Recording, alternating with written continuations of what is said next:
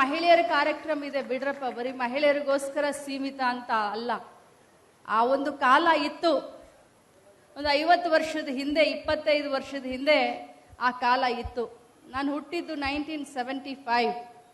50 ವರ್ಷ, 49 ಮುಗಿದು 50 ಶುರು ಆಗಿದೆ. ಹ್ಞೂ ಅಂತೀರಲ್ರಿ, ಕಾಣಿಸ್ತೀನ ನಾನು ಹಾಗೆ? ಅದು ಹೇಳ್ರಿ.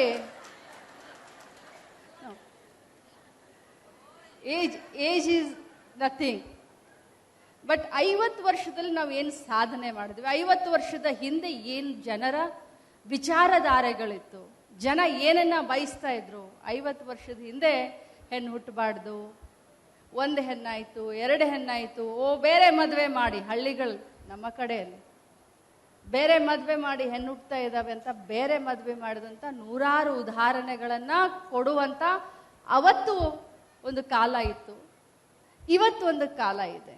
ಹೆಣ್ಣೆ ಇರಲಿ ಗಂಡೇ ಇರಲಿ, ಗಂಡಸರಿಗೆ ಸಮಾನವಾಗಿ ಪ್ರತಿಯೊಂದು ಕ್ಷೇತ್ರದಲ್ಲಿ ಇವತ್ತು ಶಬಾಷ್ಗಿರಿಯನ್ನ ತೆಗೆದುಕೊಳ್ತಾ ಇದ್ದವರು ಯಾರು ಅಂತಂದ್ರೆ ಅದು ಒಬ್ಬ ಮಹಿಳೆ.